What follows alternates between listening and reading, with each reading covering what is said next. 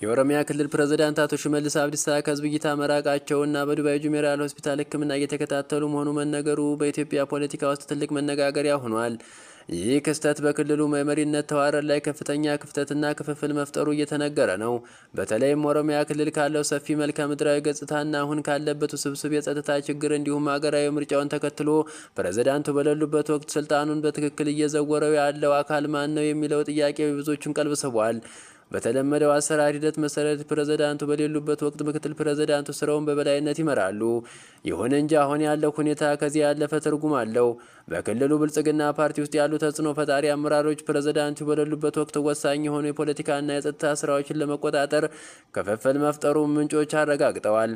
እነዚህ አመራሮች የፕሬዝዳንቱ ጽህፈት ቤት ስራዎች በማቀናጀትና የክልሉን የጸጥታ ምክር ቤት ስብሰባዎች በመምራት የዕለት ተዕለት እንቅስቃሴው እንዳይስተጓጎል ለማድረግ እየሞከሩ እንደሆነ ተነግሯል።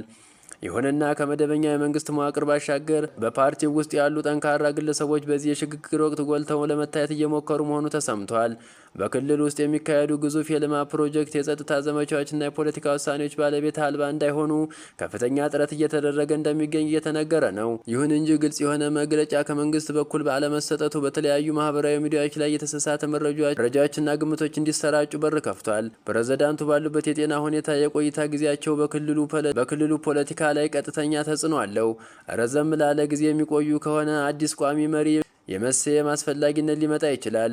ይህ ደግሞ በፓርቲው ውስጥ ያለውን የኃይል ሚዛን ሊቀይረው ይችላል ተብሎ ይገመታል። በአሁኑ ወቅት በክልሉ ደረጃ የሚደረጉ ከፍተኛ ስብሰባዎችና የሚመሩት አካላት ለወደፊት የክልሉ መሪነት የታጩ ሊሆኑ እንደሚችሉ የፖለቲካ ተንታኞች ተናግረዋል። በተጨማሪም የፌዴራል መንግስት በኦሮሚያ ክልል ጉዳይ ላይ ያለው ጣልቃ ገብነትና ድጋፍ በዚህ ወቅት ይበልጥ ጎልቶ ታይቷል።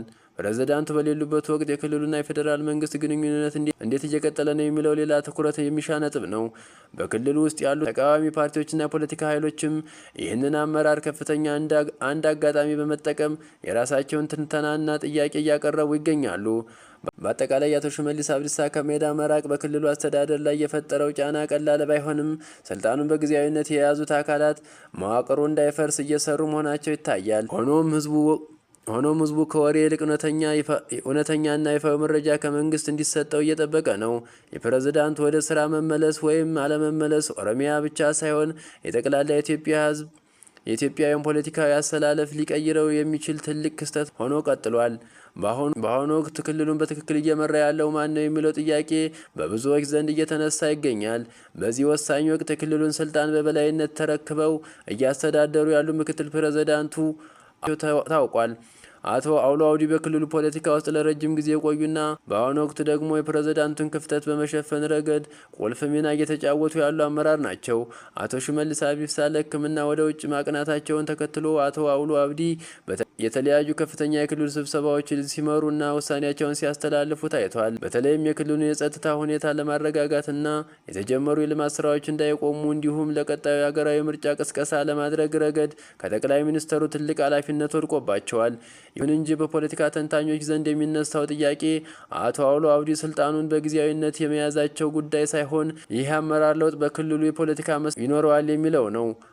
አቶ አውሎ አብዲ ከዚህ ቀደም የነበራቸው ልምድና በፓርቲ ውስጥ ያላቸው ተሰሚነት ክልሉን በዚህ አስቸጋሪ ወቅት መረጋጋት በሰፈነበት ሁኔታ ለመምራት ይረዳቸዋል ተብሎ ቢታመንም እንደ ኦሮሚያ ያለ ሰፊና ውስብስብ ችግር ያለበትን ክልል መምራት ቀላል ፈተና አይደለም። በሌላ በኩል የአቶ ሽመልስ አብዲሳ የጤና ሁኔታ ሚስጥራዊ መሆኑና ከመንግስት በኩል ግልጽ መረጃ ለመሰጠቱ ለአቶ አውሎ አብዲ ተግዳሮት ሊሆን ይችላል። ህዝቡ መሪው የት እንዳለና በምን አይነት ሁኔታ ውስጥ እንደሚገኝ ማወቅ ስለሚፈልግ ይህ ዝምታ በተለያዩ አካባቢ ዘንድ ጥርጣሬና ግምቶች እየፈጠረ ይገኛል። አቶ አውሎ አብዲም ይህ የህዝብ ጥያቄና በፓርቲው ውስጥ ያለው አንድነት ጠብቆ የመጓዝ ከባድ ኃላፊነት ተረክበዋል። በአሁኑ ወቅት በክልል ውስጥ የሚስተዋሉ እንቅስቃሴዎች እንደሚያሳዩት አቶ አውሎ አብዲ ከፌዴራል መንግስት ጋር በቅርበት እየሰሩ መሆናቸው የፕሬዝዳንቱን ቦታ በብቃት ለመሸፈን እየሞከሩ እንደሆነ ይነገራል። ይሁን እንጂ አቶ ሽመልስ አብዲሳ የቆይታ ጊዜ መራዘም ወይም ወደ ስራ ለመመለስ በክልሉ ፖለቲካዊ አሰላለፍ ላይ ትልቅ ለውጥ ሊያመጣ ይችላል።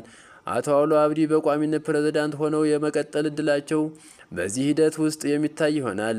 በአጠቃላይ ኦሮሚያ ክልል በአሁኑ ወቅት በአቶ አውሎ አብዲ መሪነት ስር ትገኛለች። ሆኖም የክልሉ የወደፊት እጣ ፈንታና የአቶ ሽመልስ አብዲሳ ጤና ጉዳይ አሁንም ከፍተኛ ጉጉት የሚጠበቅ አጀንዳ ሆኖ ቀጥሏል። መንግስት ለህዝብ ግልጽ መረጃ መስጠቱ ወሬዎችን ለማስቆም ብቸኛው መፍትሄ ቢሆንም እስከዚያው ግን አቶ አውሎ አብዲ የክልሉ መንኮራኩር እየዘወሩ ይገኛሉ። አቶ አውሎ አብዲ ወደዚህ ከፍተኛ የስራ ኃላፊነት ከመምጣታቸው በፊት በክልሉ የመንግስት መዋቅር ውስጥ በተለያዩ እርከኖች ላይ በማገልገል ረጅም የስራ ልምድ አካብተዋል። የትምህርት ዝግጅታቸው በተመለከተ በመጀመሪያ ዲግሪ በኢኮኖሚክስ ዘርፍ የሰለጠኑ ሲሆን በልማት ጥናት አቶ አውሎ አብዲ ወደዚህ ከፍተኛ የስራ ኃላፊነት ከመምጣታቸው በፊት በክልሉ የመንግስት መዋቅር ውስጥ በተለያዩ እርከን አቶ አውሎ አብዲ ወደዚህ ከፍተኛ ስራ ኃላፊነት ከመምጣታቸው በፊት በክልሉ የመንግስት መዋቅር ውስጥ በተለያዩ እርከኖች ላይ በማገልገል ረጅም የስራ ልምድ አካብተዋል። የትምህርት ዝግጅታቸው በተመለከተ ኢኮኖሚክስ ዘርፍ የሰለጠኑ ሲሆን በልማት ጥናት ወይም ከፍተኛ የስራ ኃላፊነት ከመምጣታቸው በፊት በክልሉ የመንግስት መዋቅር ውስጥ በተለያዩ እርከኖች ላይ በማገልገል ረጅም የስራ ልምድ አካብተዋል።